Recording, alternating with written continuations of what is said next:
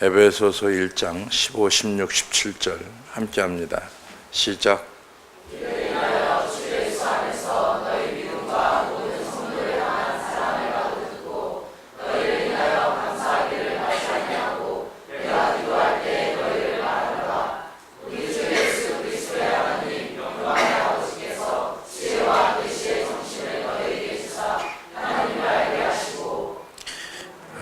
할렐루야. 에베소 말씀을 참 오랫동안 하는 것 같아요. 같은 본문을 가지고 날마다 새롭게 하는 삶이라는 제목을 가지고 오늘 나누고자 하는데, 책을 보다 보니까 그런 말씀이 있어요. 일신 우일신 혹은 일신일 일신 우일신하는 중국의 그 고사성어가 있습니다.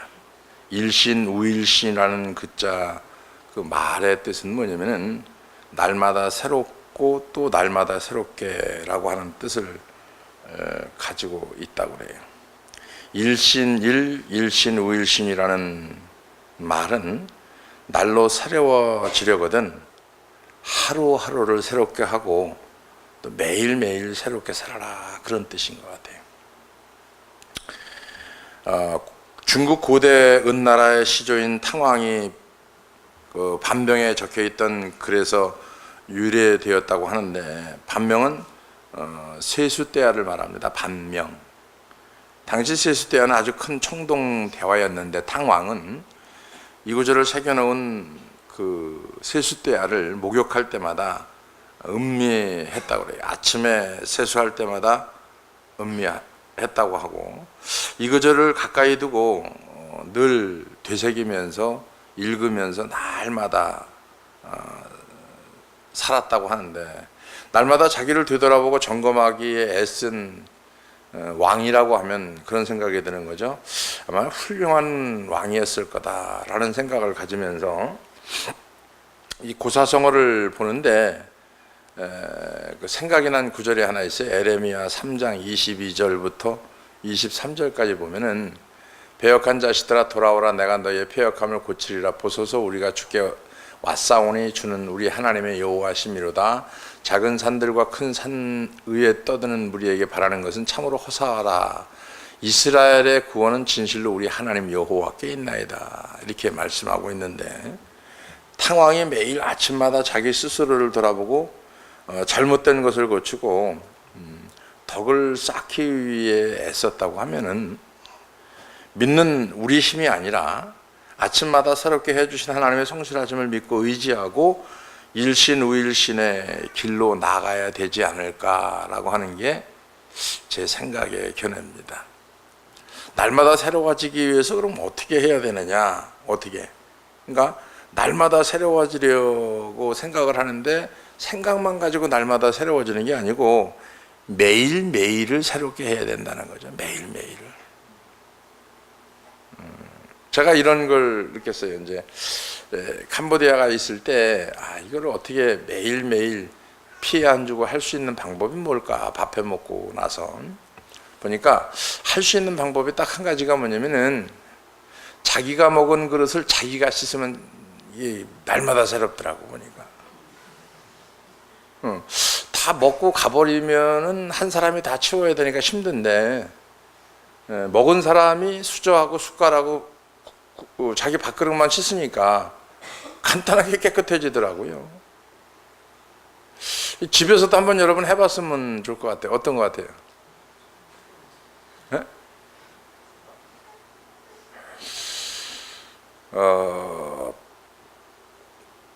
밥을 하는 것도 한 사람이 하고, 반찬을 하는 것도 한 사람이 맡아서 하고, 뭐 설거지 하는 거 한 사람 맡아서 하는 것보다는 자기가 먹은 그릇을 자기가 씻어 놓고 엎어놓고 나가는 거, 그건 괜찮은 것 같아요. 이거를 하다 보니까 날마다 새롭게 되더라는 거죠. 점검하고 돌아보고 체크하고. 그러니까 공부도 마찬가지고 신앙생활도 마찬가지고 모든 게 다 마찬가지라고 보는 게 뭐냐면은, 하루하루를 점검해보고 돌아보는 거. 장사꾼들은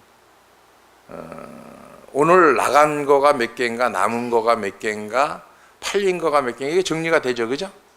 그 다음에 썩은 거가 몇 개인가 안 썩은 거가 몇 개인가 내일 팔 게 얼마인가 뭐인가 이렇게 해서 하루하루를 시장을 볼 때마다 날마다 이거를 점검하고 움직이지 않으면 손해가 나게 되어 있는 거거든요. 인생도 똑같은 거예요. 자기 자신을 날마다 돌아보지 않으면 신앙생활이 성숙될까요? 쇠퇴할까요? 쇠퇴하죠. 그러면서 한 일주일 동안 이렇게 혼자 같이 이제 맡겨놓고 이거 하고 이렇게 하니까 심간 편하더만. 아따 심간 딱 편하더만. 자기 할 일만 하면 되니까. 근데 안 그런 것 같아요? 뭐 괜찮은 것 같아요. 이게 보니까 뭐 많은 사람이 움직일 땐 참 힘들겠지만 어떻게 보면은 좀 괜찮은 상황이 아닌가 생각을 해보고 맥락에서 본문 속에서 나오는 바울의 기도문을 보니까 마음에 와닿은 구절이 있는데 15, 16, 17절이 오늘 본문 그 구절인데 초입 부분에서 보니까 말씀을 잘 보니까 교회가 영적으로 일신 우일신 하기 위해서 어떤 조건들이 충족돼야 하는지를 알 수 있는 것을 얘기하고 그것에 대해서 살펴봐야 된다는 거죠. 교회가 일신 우일신 하기 위해서 교회가 날마다 새롭게 되기 위해서 해야 되는 거 뭘까요? 우리가 가장 기본적인 거 뭘까요? 뭘 회복해야 돼요? 사랑을 회복해야 돼요. 성도들 간에 사랑을 회복하지 않으면 새롭게 안 되는 거예요. 왜 새롭게 안 되냐면은 가정에서도 그렇고 교회에서도 그렇고 만남에 있는 관계에서 날마다 새롭지 않으면 이 새로워질 수가 없거든요. 우리 개인과 교회가 영적으로 일신 우일신하기 위해서는 먼저 성도 간의 사랑이 회복돼야 된다. 할렐루야. 이게 회복되지 않으면 15절 이를 인하여 주 예수 그리스도 안에 너희 믿음과 모든 성도들이 향한 사랑을 나도 듣고 여기서 믿음을 향한 수직적 관계를 얘기하는 거. 수직적 관계. 목사님 얘기하는 거죠. 하나님 관계, 수직적 관계. 그죠? 사랑 관계, 수평적 관계를 지금 15절에서 얘기하고 있는 거예요. 믿음을 향한 수직적 관계를 성도를 향한 사랑, 즉 다시 말하면 수평적 관계를 설명하는 것으로 15절이 나오는데 이런 거죠. 씨실이 있고 날실이 교차해서 옷을 만들어내는 거 아니에요. 씨실하고 날실하고 몰라요? 어려운 단어 쓰는 거예요. 씨실하고 날실하고 이렇게 여러분 옷을 이렇게 보세요. 이렇게 이게 씨실하고 날실하고 섞어서 옷이 짜져진 거예요. 이게 아니 관심 없어도 보세요. 아유 미치고 한장. 물론 이거 몰라도 천국 가요. 근데 사랑을 회복하기 위해서 모르면 이게 회복이 안 돼요. 이런 거죠. 씨실과 날실이 교차해서 옷을 만들어내는 것처럼 수직적인 것과 수평적인 것이 서로 교차해야 영적 작품이 만들어지는 거예요. 하나님과의 관계가 해결된 사람은 수평적 관계가 해결되는데 하나님과의 관계가 회복됐다고 하는데 수평적 관계가 회복이 안 됐다. 이거 뭔가 회복이 안 된 거거든요. 그러니까 씨실이 들어갔는데 날실이 안 들어간다. 옷이 안 되는 거예요. 그러니까 하나님과의 관계가 해결이 되면 반드시 사람과의 관계도 해결이 됩니다. 이것이 영적 작품을 그런데 우리가 기억해야 될 것이 뭐냐면은 이 둘 중에 믿음이 먼저라는 사실이고 믿음이 먼저 있고 그 믿음에 기인한 사랑이 있어야 된다는 얘기죠. 믿음으로 사랑이 나가야지 사랑하고 믿음으로 나가는 건 안 되죠. 할 수가 없죠. 믿음이 있어야 사랑하죠. 옆에 사람 보세요. 어떻게 그 인간을 어떻게 사랑하겠어요? 믿음이 없는데. 사랑하겠어요? 봐봐요. 옆에 날 보지 말고 그 옆에 인간을 보시고 그 인간을 내가 믿음이 없으면 사랑하겠어요? 못하겠어요? 제가 살아가면서요, 저 인간은 도저히 사랑할 수 있는 게 안 돼요. 근데 믿음이 있으니까 사랑하는 거지 믿음이 없이는 도저히 사랑할 수가 없어. 사랑할 수가. 응? 그러니까 본문에 보면은 성도를 향한, 모든 성도를 향한 사랑을 나도 들었다는 얘기예요. 응? 여기 그렇게 되어 있죠. 모든 성도를 향한 사랑을 나도 듣고라고 되어 있는데, 아무리 훌륭한 인격을 가진 사람이라도 기질과 성격이 다른 모든 사람을 사랑하는 거 쉬운 일이 아닙니다. 기질이 다르고 성격이 다르고 다 달라요. 근데 그 사람을 사랑한다는 게 보통 힘든 게 아니에요. 옆에 사람 다시 봐봐요. 내가 이 인간을 사랑하는 게 보통 힘든 일은 아니다. 옆에 사람 보지 말고 날 보지 말고 난 사랑 안 받아도 되니까. 그럼 그 인간을 사랑한다고 생각을 해봐요. 어떤 것 같아요?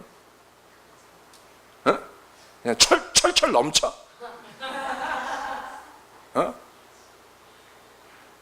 이야, 이건 뭐 사랑할 수가 없는 거예요. 도저히 할 수 없는 거예요. 그렇기 때문에 사랑보다도 믿음이 먼저라는 거예요. 사랑이 없이는 살 수 있는데 믿음이 없이는 못 사는 거죠. 믿음이 없는데 그 사람은 사랑할 수가 없죠.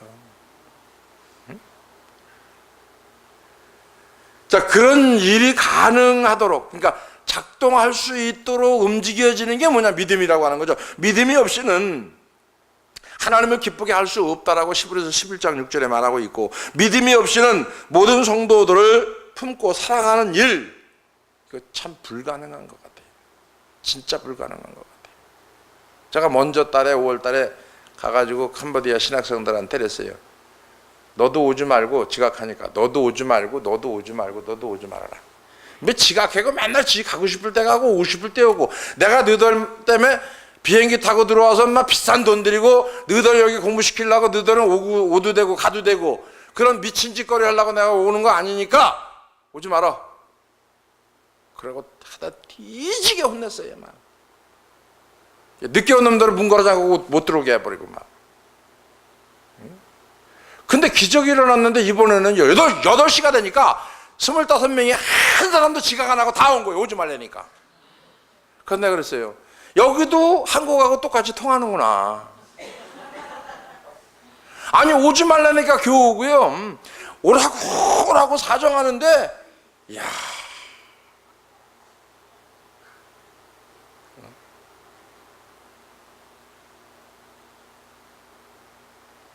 가라고 그랬어요. 내가 가라고. 너희들은 공부할 자격도 없고 하나님 믿을 자격도 없으니까 예수 믿지 마라. 그리고 지옥 가라. 믿을 자격이 없다. 이제까지는 만남으로 축복으로 알고 그냥 사랑한 거로 알고 그냥 여기서 끝내자. 그리고 다음 달에는 절대 오지 말아라. 지각하면. 오지 마라. 그랬어요. 그래서 서소이나 세앙소분 같은 경우에는 오토바이 타고 5시간을 와야 돼요. 8시에 출발하니까 몇 시에 도착하려니까 3시에 출발, 4시, 5시, 6시, 7시, 8시, 3시에 오토바이 시동 걸고 나와야 8시에 온다는 거예요. 보통 9시 반, 10시에 왔거든요. 다 5시에 일어나서 오는 거예요. 6시, 7시, 8시, 9시, 10시. 그러니까 한 10시 정도, 9시 반, 10시에 도착을 했는데 내가 오지 말라 그랬어요. 자든지, 미리 와서 자든지. 그래서 오지 말아라. 그때 8시에 왔어요. 몇 시에 왔냐니까 3시 좀 넘어서 출발을 했대요. 그러니까 여기 8시면 오더래요. 옆에 사람은 왜 이렇게 똥 씹은 얼굴이요? 근데 교회도 봐봐요. 교회도 멀리 있는 사람이 일찍 와요? 가까운데 코앞에 있는 사람이 일찍 와요? 난 평생으로 황유미? 나 일찍 온 거 한 번도 못 봤어. 하다 제일 늦게 들어오는 거 누군가 보면 황유미야.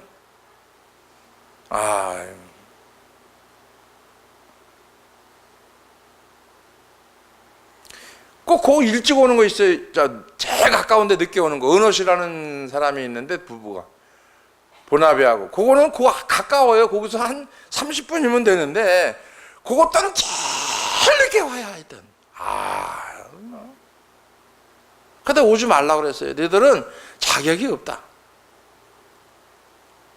공부하지 말아라. 해봐야 뭐하냐. 그랬더니 일찍 왔어요. 일찍 새벽 꼭두 새벽같이 왔어요. 응? 아, 이게 맥히는구나. 오지 말라니까 맥히는구나. 그래서 내가 이걸 한번 써먹으려고 이제. 자꾸 달래주고 잘해주니까요, 안 와요. 아니, 늦게 와요. 근데 오지 말라고 그러니까 일찍 오더라. 응? 그런 인간들을 사랑한다는 게 쉬워요, 어려워요? 어려워요. 여러분을 사랑하는 게 쉬워요, 어려워요? 여러분은 여러분을 사랑하는 게 쉬워요, 어려워요? 아유, 여러분도 어려워? 여러분 자신을 사랑하는 게 어려워? 이해가 돼요, 저도. 이해가 됩니다. 믿음과 성도를 향한 사랑의 관계가 얼마나 중요한지를 성경 계시록 2장 1절에서 5절까지 기록하고 있는데 한번 읽어볼까요? 사랑의, 믿음과 성도를 향한 사랑의 관계. 자, 시작.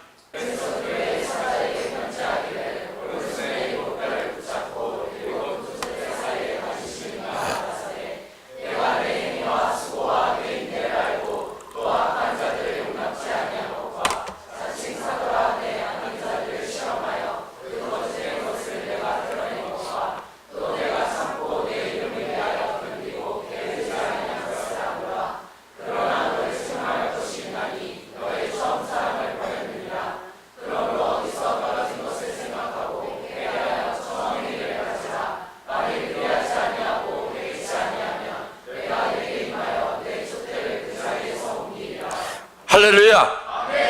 주님은 에베소 교회를 향하고 있는 메시지를 통해서 처음 사랑을 버렸다라고 책망을 하고 있는 거예요. 여기서 말하고 있는 처음 사랑이 누구를 향한 사랑일까 하면 에베소 교회를 얘기하잖아요. 계시록 2장 1절에 보니까 에베소 교회의 사자에게 편지하기를 이렇게 말합니다. 에베소 교회가 세월이 흐르면서 뭘 잃어버렸어요? 세월이 흐르면서 첫사랑을 잃어버렸다고 책망을 받는 겁니다. 무엇을 뜻하는 거냐면은 노력하지 않으면, 하나님 앞에서 날마다 매달리지 않으면 언제라도 식을 수 있는 것이 인간의 사랑이라고 하는 겁니다. 그리고 또 하나 심각한 것이 뭐냐면은 예수님의 기준을 보면은 하나님을 향한 사랑은 물론이고 교회 안의 성도 상호 간의 사랑을 회복하지 않으면, 하나님 수직적 관계에서 하나님과의 사랑도 문제지만 성도들의 사랑, 이게 되지 않으면 하나님께서 촛대를 옮겨버리겠다는 거예요. 지금 에베소 교회에게. 그럼 큰샘 교회는 적용이 안 될까요? 적용이 되죠. 무슨 얘기냐면 촛대를 옮기시겠다고 하실 만큼 문제를 중대차하게 보고 계시다는 거죠. 뭐를? 성도들의 사랑하는 회복, 이 부분을. 왜 심각하게 해야 되느냐? 오늘날 교회가 이단과 싸우며 복음을 지키는 일에 마음을 다하고 정신을 다하고 성품을 다해서 감당을 잘 했습니다. 근데 이 과정에서 사랑이 이루어져 갔다는 얘기죠. 사랑을 잃어버렸다는 얘기죠. 그러다 보니까 이단을 지키는 데는 성공했을지는 몰라도 교회와 교회의 사랑을 식어져 버렸다, 없어져 버렸다. 그죠? 자, 어떻게 보면은 경직되어 있다라고 볼 수 있죠. 경직되어 있다.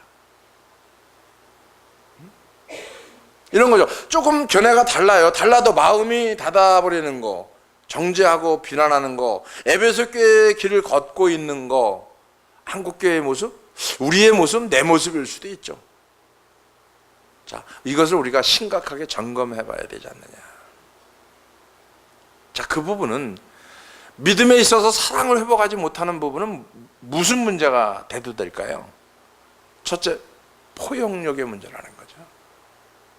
쉽지 않습니다. 제가 믿음이 있어서 사랑을 한다라고 하는데 이거 쉽지 않더라고. 제가 해보니까 그게 쉬운 게 아니에요. 그래서 이 사랑을 회복하기 위해서 가져야 될 거를 깨달다 보니까 뭐가 있냐면 포용력이더라고요. 내가 저 사람을 얼마만큼 포용하느냐에 따라서 이걸 사랑하느냐 마느냐 이런 결정이 되더라고요. 행동하는 거 보면은 야 이거는 도저히 인간이 아니에요. 근데 이거를 사랑하려니까 어떤 걸 가져야 돼? 내가 포용력을 가져야 돼요. 거기에 믿음을 더해줘야 되는데 그 믿음은 뭐냐면 영원 사랑이 없으면 도저히 그 인간을 사랑할 수가 없어요. 할 수 없어요. 도저히 사랑할 수 없는 거예요.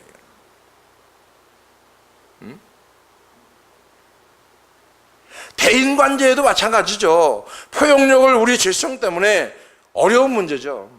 내가 저 사람을 수용할 수 있고 포용할 수 있는 거, 이 인간이 속에 있는 질성 때문에 이게 포용이 안 되는 거예요. 수용이 안 됩니다. 응? 이런 얘기가 있죠.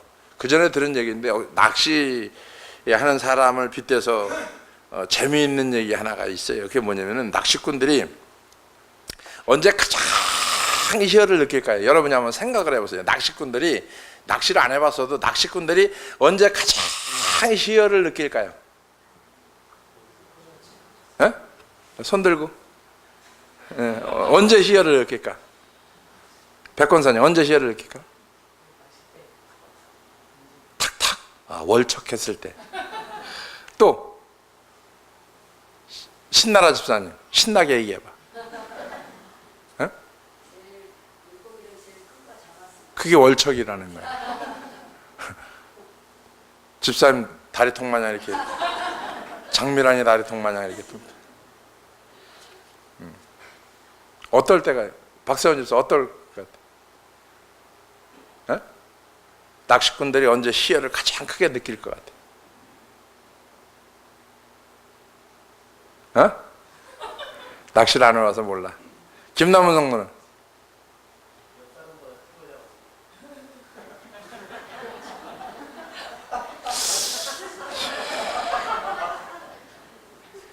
그럼 남사람 믿음이 커지니까 희열 느껴?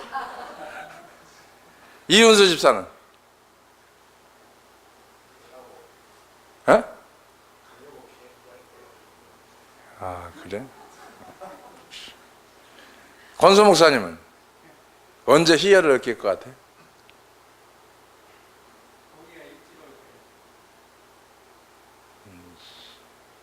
우리 경아 언제 희열을 느낄 것 같아?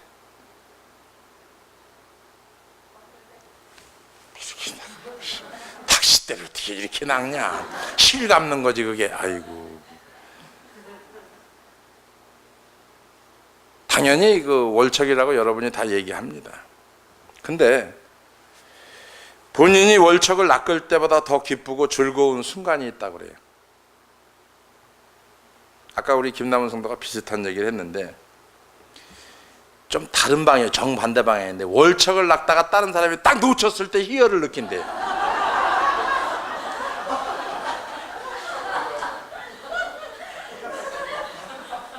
뭘 얘기해 주는 거냐면요, 인간의 본능을 얘기하는 거예요.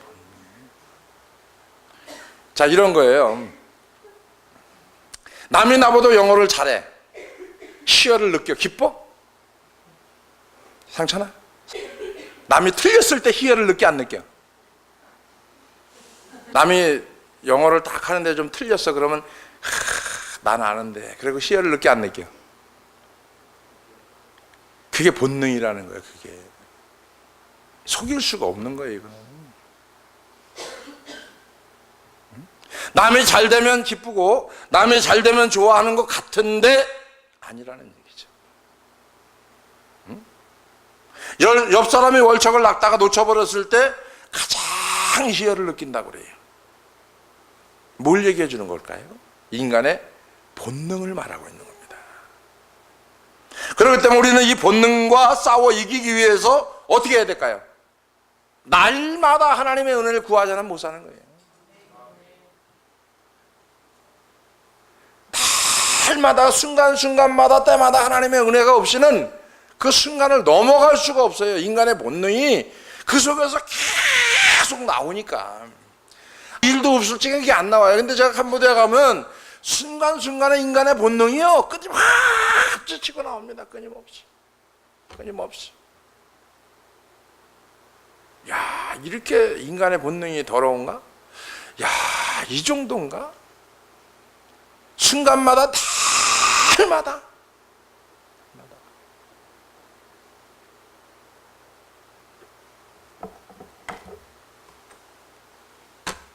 이게 똑바라요, 이게 똑바라요. 어? 이건 1번, 이건 2번. 1번이 똑바라요, 2번이 똑바라요. 야, 내가 살다 이철호 집사한테 이렇게 놓고, 야, 이거 떼워, 이거 똑바르니까 이렇게 이거 떼워요 또. 아, 이거 똑바른 게 아니고 삐뜬 거요. 아, 이게 똑바로요, 내 입장에서는. 아, 이렇게 똑바로 고개를 돌려봐, 이렇게 세워놔요 또. 확 잡아당기고 또 떼워요. 망치를 쳐서 이렇게 세워놔요 또 망치 쳐서 지가 이렇게. 아, 이 자식아, 본능을 테스트하는 것도 아니고 그냥 떼워, 시키는 대로 좀 해라 제발. 제가 한쪽이 0점이거든요. 이게 똑바로요. 아, 내가 졌어요. 네 알아서 해라, 네 알아서. 근데 해놨어요. 나중에 맞추려는 이게 맞아요, 안 맞아요? 안 맞으니까 그거 하나 갖고 하루 종일 쿵탕거리고 쓸어대고. 그러니까 말을 듣지. 그때 가서 뭐랬냐면 시인 안 합니다. 내가 볼 땐 똑바랐는데 거기까지 시인한 거예요. 무슨 얘기냐면은 내 생각이 삐뜬 거를 인정 안 하면 끝까지 삐뜬 거가 옳다라고 생각을 합니다. 이게 본능이거든요, 본능. 그래서 야, 이 본능적 자아가 깨지지 않고는 사람이 될 수가 없는 거고. 응? 나와의 싸움이 날마다 그 속에서 본능과 싸워야 되는데, 응? 그래서 은혜를 구하지 않으면요 도저히 행할 수가 없는 거예요. 응? 구약의 솔로몬 왕은 지혜의 왕으로 알려져 있습니다. 그가 하나님께 지혜를 구하고 통치 초기의 지혜로 나라를 잘 다스렸기 때문이기도 하지만, 그런데 한 가지 알아야 될 게 있어요. 솔로몬이 가졌던 놀라운 지혜가 제대로 작동되기 위해서는 넓은 마음과 아량이 있었다는 얘기입니다. 이게 중요한 부분이에요. 제가 문득 생각하는데, 하나님께서 솔로몬에게 지혜를 주고 지혜의 왕으로 하나님 불렸는데, 도대체 그 지혜의 왕으로 불렸던 그 솔로몬의 마음이 도대체 얼마나 넓었을까, 이 생각을 우연히 하게 됐어요. 근데 이 넓은 마음을 주는 것도 하나님이 줘야 되더라고요. 내가 아무리 넓은 마음을 가지려고 애쓰고 힘써도요, 이 넓은 마음이 잘 안 돼요. 할 수가 없는 거예요, 할 수가. 열왕기상 4장 29절 30절에 보면은, 열왕기상 4장 29절 30절에 보면은 하나님이 솔로몬에게 지혜와 총명을 심히 많이 주시고 또 넓은 마음을 주시되. 자, 지혜와 총명을 줬어요, 안 줬어요? 근데 우리가 기도는 지혜를 달라고 기도는 하는데 넓은 마음을 달라고는 기도 안 한단 말이에요. 그죠? 자, 지혜를 받았으면 넓은 마음이 있어야 돼, 좁은 마음이 있어야 돼. 자, 지혜를 받았는데 넓은 마음이 안 되면 그 지혜는 아무짝에도 쓸모없는 거예요. 아무짝에도 솔로몬이 동쪽 모든 사람과 애굽의 모든 지혜보다 뛰어날 수 있었던 것은 그가 하나님께 지혜를 선물로 받은 것도 있겠지만, 그 지혜가 지혜다워질 수 있도록 하나님께서 솔로몬에게 넓은 마음도 주셨다는 겁니다.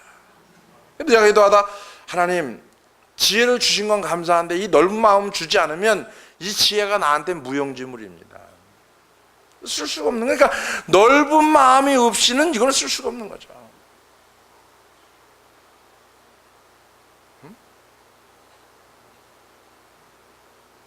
솔로몬처럼 지혜로운 사람이 되기 원한다고 우리는 얘기합니다. 그리고 항상 얘기하기를 자녀들한테 기도할 적에도 솔로몬처럼 지혜로운 자가 되게 해달라고, 지혜로운 자녀가 되게 해달라고 기도를 하는데, 한 가지 빼먹었어요. 뭘 빼먹었냐면은, 여러분들이 우리 자녀가 지혜롭게 넓은 마음을 하나님 주시옵소서, 이게 안 되는 거예요. 저도 잃어버리고 살았으니까. 지혜는 받았어요. 진짜 남다른 지혜를 받았어요. 도저히 상상할 수 없는 지혜를 받았어요. 그러니까 도저히 이게 하나님께서 주신 지혜가, 야, 대단한 거예요.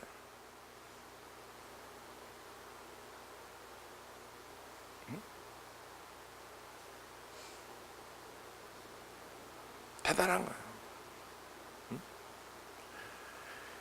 넓은 마음도 하나님 좋은데 솔로몬처럼 지혜로운 사람이 되기 원한다고 하면은 상대방을 향한 아량, 포용력을 구비해야 된다는 거죠. 그러니까 내가 아량이 있어야 되고 포용력은 하나님이 주시는 게 아니고 포용력이 내게 있어야 되고 아량이 내게 있어야 하나님이 넓은 마음과 플러스 알파 지혜를 주셔서 지혜로운 넓은 마음을 가지고 내게 있는 아량과 포용력을 가지고 그 사람을 사랑할 수 있는 거예요. 이게 교회에서 회복되어야 되는 거, 공동체에서 회복되어야 되는 거. 왜 힘들고 어렵고 짜증나고 원망과 불평이 일어나느냐면 내가 저 사람을 수용할 수 있는, 포용할 수 있는 마음이 없는 거예요.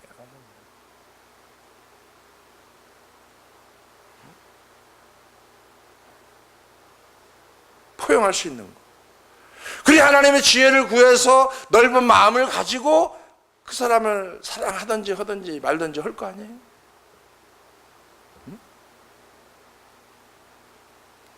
자, 내가 먼저 월척을 낳기 전에 저 사람이 먼저 월척을 낳으면 어떡하나 라고 하는 좁은 마음이 있기 때문에 내가 먼저 저 사람보다 월척을 해야 되는데 저 사람이 월척을 하면 안 되는데 그런 경직된 마음이 있기 때문에 저 사람이 월척하다 놓치면 기쁨이 착 하는 거예요, 이게. 그러니까 남이 잘 되면 우리나라 속담에 배 아프다는 거예요. 그래도 사촌이 땅 사면 배 아프다는 거예요. 사촌이 땅 사서 귀퉁이라도 줘서 또 살 수 있을 수 있잖아요. 근데 이거 싫어하는 거예요. 왜? 마음이 경직되어 있는 거예요.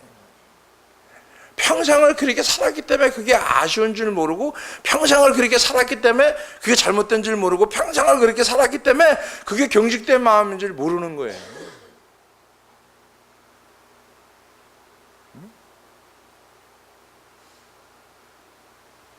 여유가 없는 마음이 경직된 마음이더라고요. 제가 경험해 보니까 여유가 없으니까 마음이 경직돼 버려요.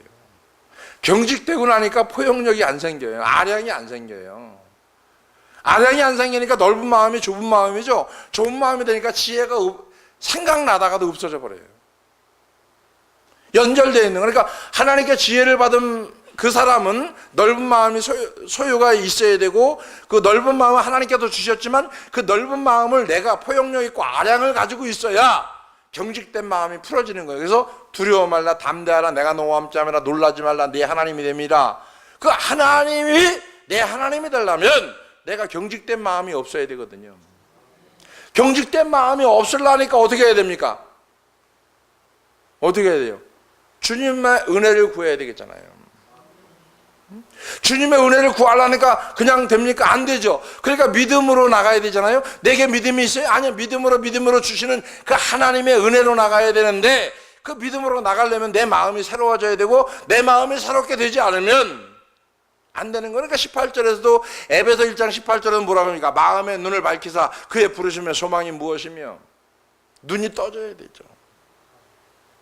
나는 모든 성도들이 하나님께서 주시는 지혜를 갖기를 바랍니다. 또한 동시에 그 주신 지혜를 마음껏 활용할 수 있는 구비 조건인 넓은 마음도 회복되기를 주의 이름으로 축원합니다. 넓은 마음을 소유하기 위해서 해야 될 게 뭘까요? 응? 기도 생활입니다. 기도 생활, 경건 생활.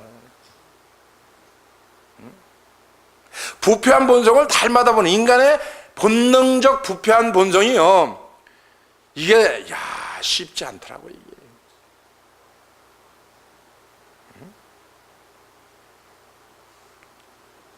자, 경건 생활을 회복하려니까 삶 속에서 말씀이 들어와야 되는데 말씀이 들어와야 성령이 어떻게 역사하든지 말든지 할 거 아니에요. 그러니까 말씀이 내게 들어와야 성령께서 이 속에서 행하실 거 아니에요. 그러니까 자, 요한복음 14장 26절에 보혜사 성령이 내게 임하면, 그죠?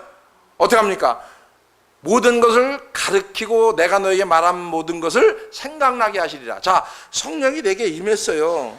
임하니까 내 안에 있는 말씀이 있어야 성령이 이 속에서 생각나게 한다든지 가르친다든지 이게 될 거 아니에요. 그러니까 내 속에 말씀이 없으니까 성령의 지도와 연도를 못 받는 거고, 주님 안에 들어가 살지 못하는 거고, 주님 안에 들어가 살지 못하니까 주님이 내 안에 못 들어오는 거고, 주님이 내 안에, 내가 주님 안에 못 들어오니까 저절로 되어지는 거는 상상도 못하는 거고. 그러니까 주님은, 성경은 뭐라고 얘기하느냐면 너희는 내 안에, 내가 너희 안에. 이럴 때 절로 과실 안 하니, 이제 과실을 맺어가는 사람은 뭐라고 그래요? 사랑하는 사람, 사랑하는 사람. 근데 요한복음 14장 21절에 뭐라고 얘기합니까? 네가 나를 사랑하니? 그럼 내 계명을 지키는 자라야 나를 사랑하는 자니? 그러면 하나님의 계명을 지켜야 되는데 그 계명이 뭘까요? 믿음으로 행하는 거.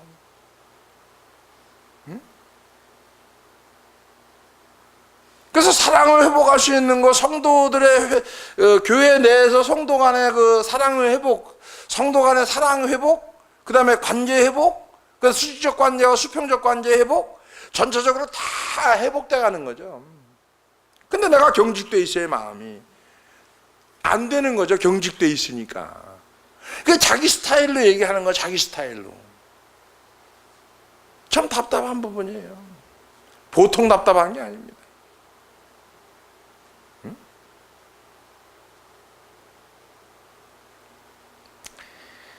그래서 본문 에베소서 1장 16절에 말씀이 성령의 도우심에 따라서 승리하게 되는데, 16절에 보니까 너희를 인하여 감사하기를 마지 아니하고 내가 기도할 때 너희를 말하노라. 자, 기도할 때에 누구를 의지합니까? 성령을 의지하죠. 그죠? 성령을 의지하지 않으면 기도가 안 되는 거죠. 바울은 모든 것을 기도로 풀어갔어요. 사복음서에도 그렇고 바울서신, 목회서신 전체적으로 보니까 다 기도로 모든 문제를 풀어갔어요. 우리가 삶의 현장에서 회복해야 되는 것이 뭐냐면은 다른 것보다도 성령님의 지도와 인도인데, 성령님의 지도와 인도를 받으려면 기도로 풀어가야 되는데, 기도를 풀어가는 이유가 뭐냐면은 내 속에 말씀이 있어서 이 말씀이 바깥으로 나와서 움직이려면은 기도가 없이는 움직여지지 않는 거예요. 그래서 기도 외에는 이런 유가 나갈 수 없느니라. 기도로 모든 게 해결되는 게 아니고, 기도로 하니까 내 속에서 말씀이 나가는 거예요. 그래서 창세기에 보면은 뭐라고 합니까? 말씀이 천지 만물을 창조하시니라. 그래서 말씀이 내 속에 움직여서 성령으로 말미암아 이렇게 나가게 하려니까, 나가게 하는 게 뭐냐면 기도더라고요. 기도.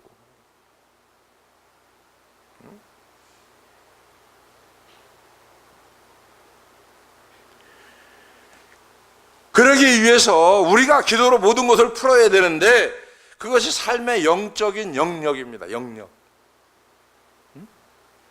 여러분, 옆에 사람 봐봐. 열정이 있는 것 같아요? 없는 것 같아요? 그 사람이 열정이 있는 거는요, 기도를 했기 때문에 열정이 있는 거지, 기도를 안 하면 열정이 없어요.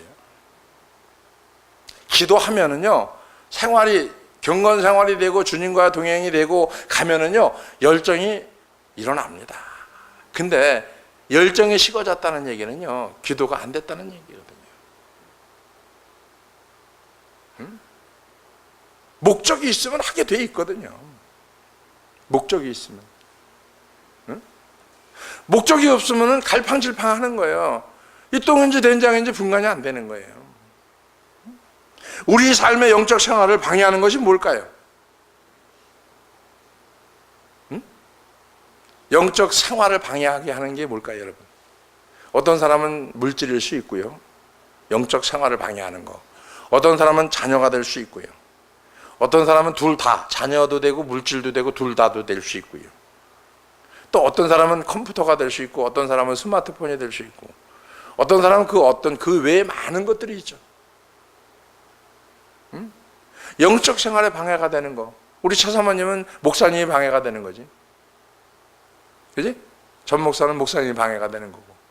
난 둘이 보면서 너무 기가 막힌 게 뭐냐면, 둘이 똑같다? 그런 얘기 있죠. 젓가락이 똑같다. 그런 것처럼, 야, 어떻게 이렇게 똑같을까? 그러니까 사는 거예요.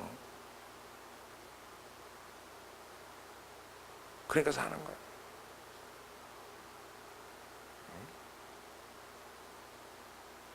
바뀌려고 안 해도 그냥 사는 거예요. 왜? 불편함이 없거든요. 내가 뭐 하나부터 열까지 다 불편해요. 근데 불편함이 없어요. 불편함이 없는 거예요. 되는 대로 사는 거예요.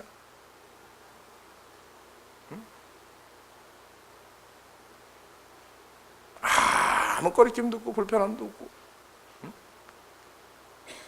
여러분, 영적 삶, 영적 생활 방해하는 게 뭐예요? 여러분 각자에게 다 있어요, 없어요? 있어요. 그걸 빨리 제거하시기를 주의 이름으로 축원합니다. 그래서 이걸 제거하기 위해서 에레미야 33장 2절 3절에 이런 얘기를 하는 거예요. 함께 읽어봅시다. 자, 시작.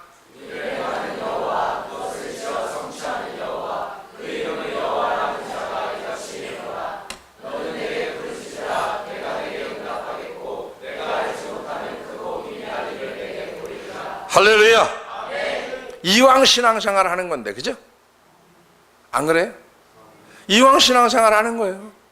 어차피 캄보디아에, 필리핀에 있는 애들도 이왕 유학 가 있는 거 아니야? 이왕? 응? 이왕 가 있는 거면, 이왕 예수 믿는 거, 이왕 신앙생활 하는 거면, 자, 예수님 믿는데 예수님 믿어. 이왕 예수님 믿어요. 그죠? 그러면 일하시는, 나를 통해서 일하시는 하나님의 능력을 좀 맛은 봐야 될 거 아니에요. 아멘만 하지 말고.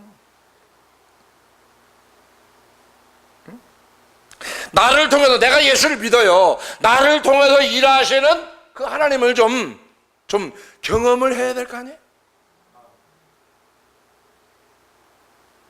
옆에 사람하고 이왕 신앙생활 하는 거 좀 똑바로 하자. 응? 이왕 신앙생활 하는 거 하나님을 좀 맛보고 살자. 하나님의 능력을 맛보고 경험하는 신앙생활을 해야 되지 않겠느냐, 제 견해입니다. 이왕 예수 믿는 거 하나님을 좀 능력도 맛보고, 그죠? 경험도 하고, 그래서 야, 이 하나님 참 멋지다, 이것도 좀 느끼고 이렇게 살아야 되는데 참 답답한 거예요. 난 신앙생활 왜 하는지 이해가 안 돼요. 차사모님한테 물어보고 싶어요. 신앙생활 왜 하는 거예요? 에? 왜 해? 뭐 남편한테 도움이 돼, 애들한테 도움이 돼, 나한테 도움이 돼, 하나님한테 도움이 돼, 캄보디아 도움이 돼, 어디에 도움이 돼. 왜 해? 아무 생각 없지 그래도.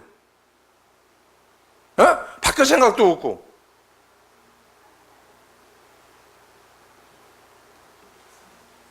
바뀌고 싶은 사람이 그렇게 행동해? 참 답답하네.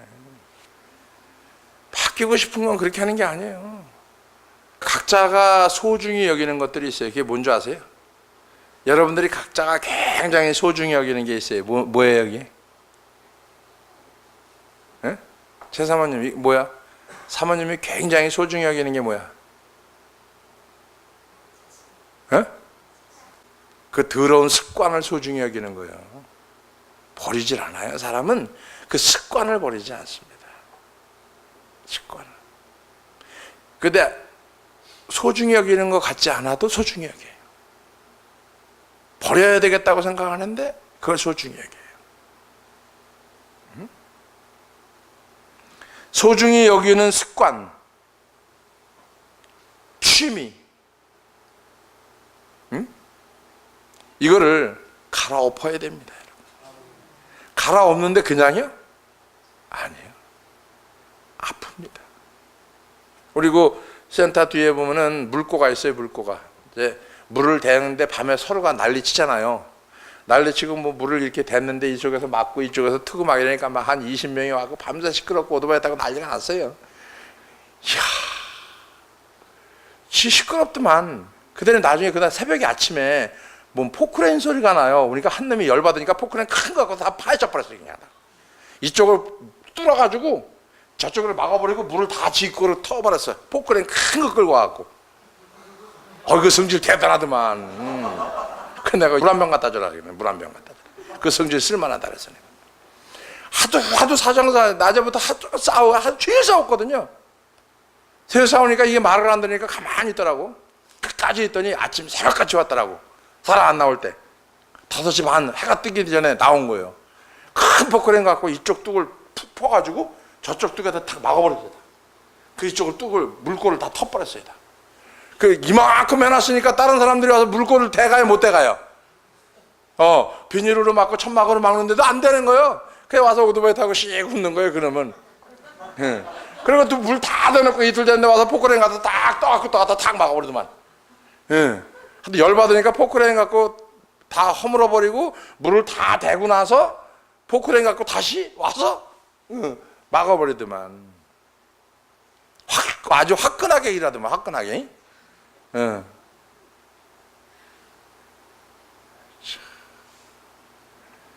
적어도 예수 믿는 거 이 정도 배짱은 있어야 되는 거 아니에요?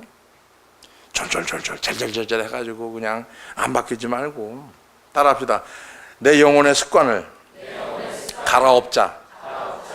하나님 앞에 순종하고 부르짖으며 나아갈 때 거기에 영적인 은밀한 능력과 역사가 일어나게 되는 거고, 그것을 바로 일신 우일신을 위해서 성령을 구하는 삶의 요소가 된다, 이렇게 얘기하는 거고, 우리 교회가 다시 한번 하나님 앞에 새로워지기를 원한다고 하면은 우리 교회가 일신 우일신이 되어야 된다. 할렐루야. 말로만 아멘으로만 하지 말고 진짜 내 영혼을 갈아엎는 아픔, 고통, 이게 있어야 해결되는 거예요. 이게 해결되면 하나님께 영광이고 저와 여러분에게 은혜가 되기를 주의 이름으로 축복합니다. 기도합니다. 고마우신 아버지 하나님 감사합니다. 가정에서, 교회에서, 직장에서 우리가 회복할 수 있는 일신 우일신이 되게 하여 주시고 성령을 구하는 삶이 되기 위해서 다시 한번 하나님 앞에 새로워지는, 날마다 새로워지기를 온전히 회복할 수 있는 귀한 종들이 다 될 수 있도록 은혜를 부어 주시옵소서. 그래서 교회가 교회다워지고 교회가 영적인 부분으로 갈아엎어질 수 있는 부분, 바로 교회가 교회되게 하기 위해서 우리에게 주신 메시지를 통하여 깨달는 시간, 돌이키는 시간 되게 주님 도우시고 인도해 주시옵소서. 감사드리며 예수님의 거룩하신 이름으로 기도하옵나이다. 아멘.